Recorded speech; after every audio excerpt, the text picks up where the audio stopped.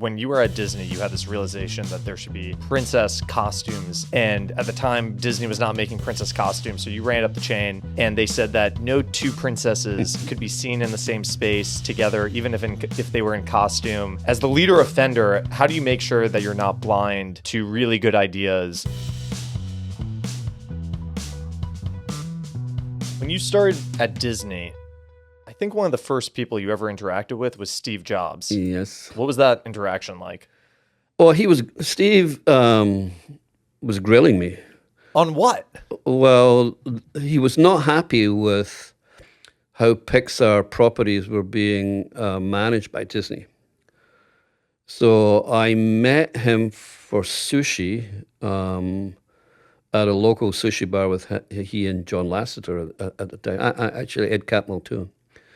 And the first question he posed to me right off, like straight in, typical Steve, was, what do you think makes a great brand?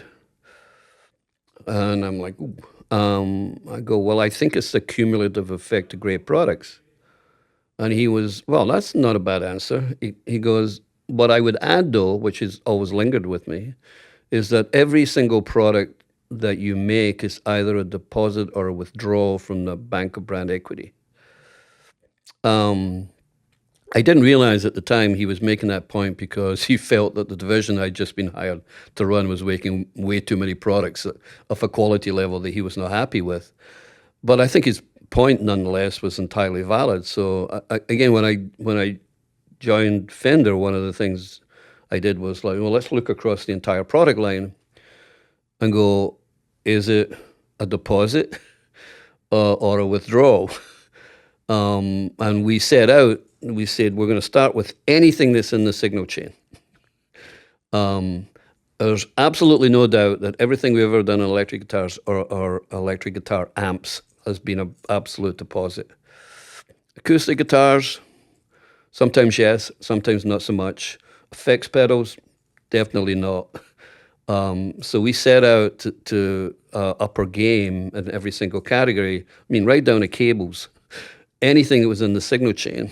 And of course, the signal chain has changed, even in the 9 going 10 years I've been here. So, products like the ToneMaster Pro are kind of redefinition of what the signal chain means to a contemporary player these days. But that's where we started. That really all came off that one conversation I had with Steve back then. Just because it changed your mindset into are things like cables and things like that, is it worth Fender's time to make those things because they contribute to the bottom line, or it's just branding to have those things out there? Why are those so important to have in the line?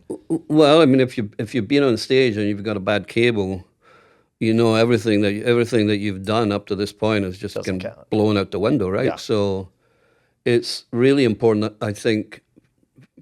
Starts with brand, right? You've got to make product that's a deposit rather than a withdrawal. But generally what happens if it's a deposit, the cash register rings. But it really starts out providing, again, working artists with products that really meet their needs. And even the ToneMaster Pro, in many ways, was really affected by some of the conversations I had with Steve. Because one of the couple of things he said, Steve is very quotable. One was, it's okay to be second as long as you're better. And we were not first to the party with the ToneMaster Pro, but as someone who had tried to use these modeling amps personally, I just felt they were all too complicated. I just didn't want to invest the time to try to figure out how to figure them out. And Steve was very much it's all about industrial design and elegance of UI UX. So we really set out to make the UI UX on the ToneMaster Pro. Our goal was, you don't need a user manual. You should just be able to turn this thing on and intuitively figure it out. And I'd say we made a lot of progress down that path, not all the way there. But that was really, I think that's part of the plaudits that product's getting, is really comes from that approach. Was that just from one meeting with Steve, or did you keep a relationship with him? We kept a relationship through all the time until his passing. I mean, he ultimately Disney bought Pixar, and then he became the largest shareholder and a board member. So by the time he became a board member, his health was failing, and he was not. His presence in board meetings was kind of off and on. But yeah, I kept a relationship with him through all that time. You had this thing that when you were at Disney, you had this realization that there should be princess costumes made. And at the time, Disney was not making princess costumes. So you ran up the chain, and they said that no two princesses could be seen in the same space together, even if they were in costume. It would destroy the myth. And, that put up some roadblocks for you, which obviously you were able to get through them. And now it seems like a crazy thing to say. As the leader of Fender, how do you make sure that you're not blind to really good ideas and that your biases might get in the way of seeing them through? Well, I always like to look outside the organization. I mean, the genesis for the princess idea, as part of my onboarding at Disney, I had to go to a Disney on Ice show, which in Phoenix, of all places, having a Disney on Ice show in the desert always seemed like strange to me. But anyway, I went. And because I reported to Michael Eisner, I went on the private jet, and then it was like, you have to go in the back door through the VIP entrance, and we got to this great seat. And I was like, no, I don't want to do that. I want to go in the front door with all of the other folks because I want to see who's actually showing up here, what's the consumer profile for these events. And I was kind of shocked when I'm kind of standing in line with these mothers and daughters in full regalia outfits. And I asked them where they bought them, and they said, well, we didn't buy them. Disney doesn't make them. We actually hand-sewed them. And I said, well, if we did make them, would you be interested in buying them? And said, yeah, you'd like to save us so much time. So I, on the next day back in Burbank, I kind of went to the team and said, oh, well, we should really do this. And they said, no, you can't do this. I go, why? He said, well, Roy Disney absolutely will hate this idea. And he goes, our job is to merchandise every single movie in isolation.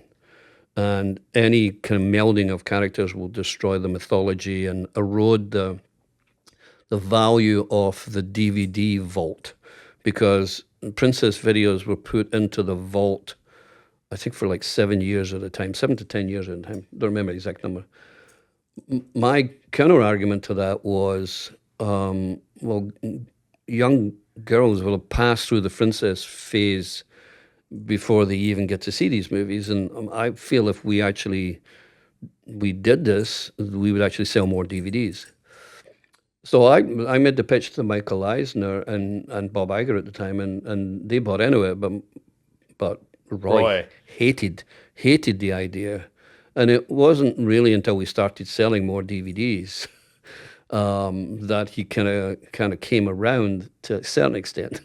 But the only thing that we did to appease him was if you saw a T-shirt with you had 7 princesses on the same plane, they couldn't look at each other, which is so ridiculous to even say it. But that was the only thing we did to appease him. Do you ever think about that moment, though, I'm sure there was a level of frustration with the upper management not getting the idea, and now you're in that leadership position at Fender.